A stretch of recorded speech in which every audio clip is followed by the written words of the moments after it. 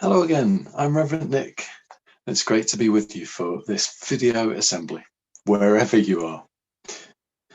We've recorded this assembly to help you think about your hopes and your dreams. It's good to have a goal to aim for, a dream to hope for. I wonder what your hopes and dreams are.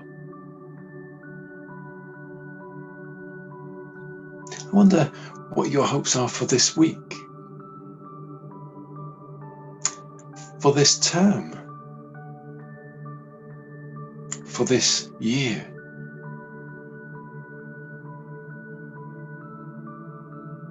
But it's not been a very happy start to the year. More people getting ill with COVID, another lockdown, so most of us having to stay at home to reduce the spread of the virus. It's great that the teachers are doing online lessons, but it's not the same as learning together, all in the same place, and playing with your friends at break time.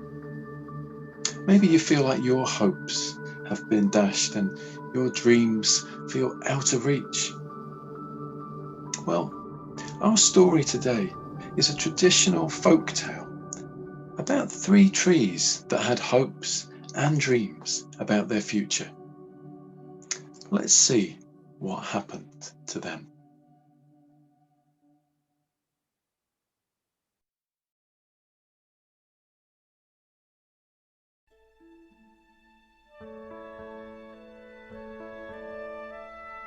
Once there were 3 trees that stood upon a mountain top and dreamed of what they wanted to become.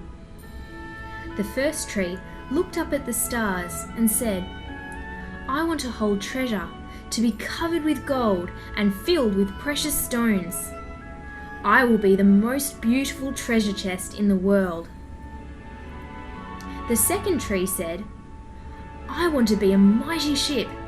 I will take kings and queens across the oceans and travel to the 4 corners of the world." The third tree looked down the valley to the village and said, "I want to grow to be the tallest tree in the world.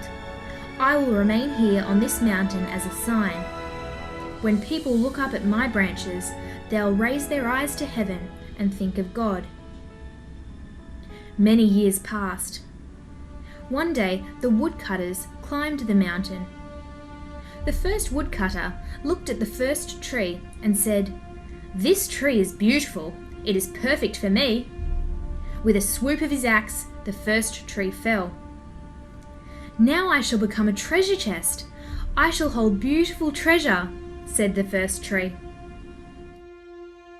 The second woodcutter looked at the second tree and said, "This looks like a strong tree. It is perfect for me."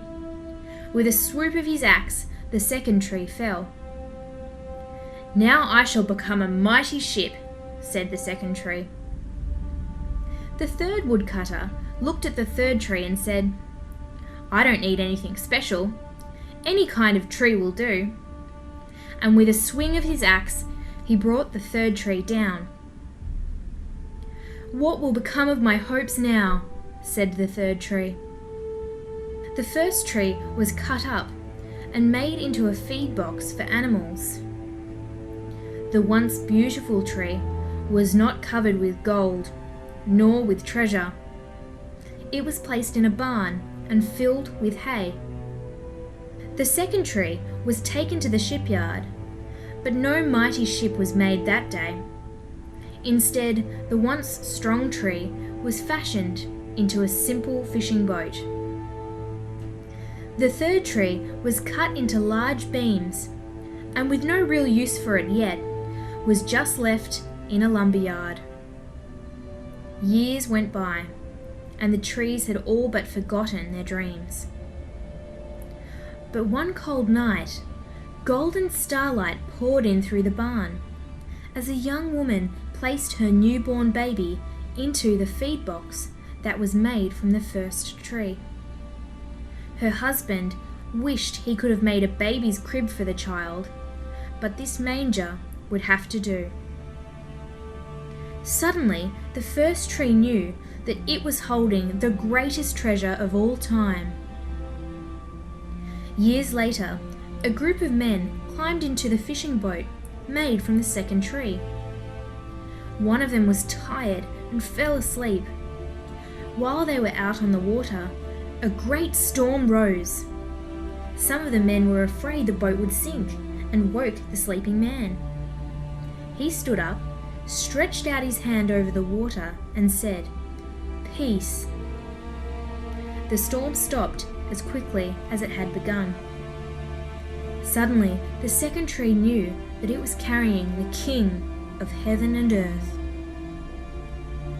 Finally, some men came to the lumberyard and took the beams made from the third tree.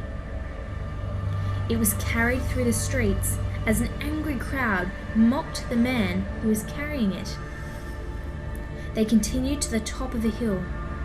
The man was nailed to the beams, raised up high for all to see, and left to die. But 3 days later, everything changed. Suddenly, the tree knew that it had now become a great symbol of God's love for all eternity, because Jesus had been crucified on it.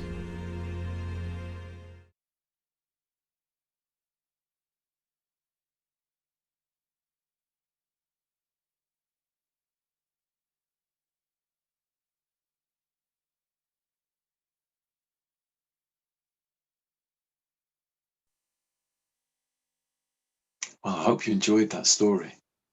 In that imaginary story, each tree had a dream for its life, didn't it?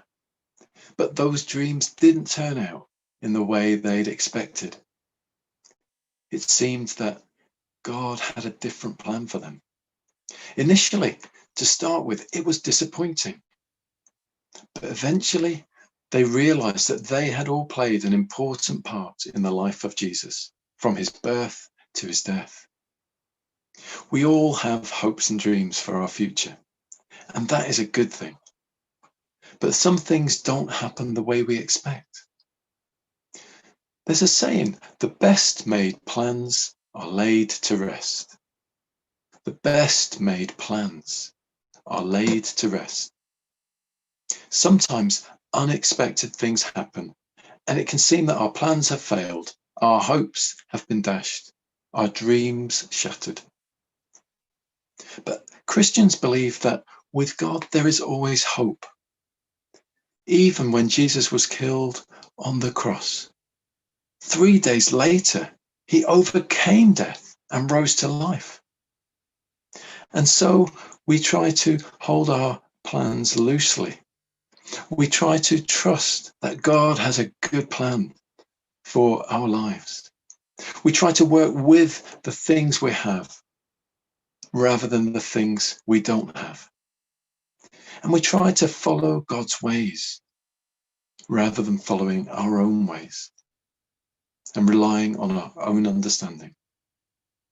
And like the trees in the story, sometimes we end up doing things which we would never have dreamed of.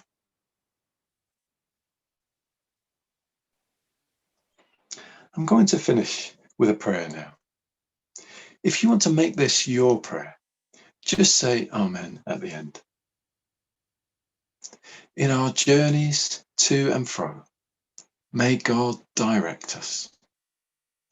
In our happiness and pleasures, may God bless us. In our care, anxieties and troubles, may God sustain us. In peril and in danger, may God protect us. Amen. Well, I hope this assembly has encouraged you or inspired you in some way. And we look forward to a time later this year when we can visit you all in school again. Bye for now.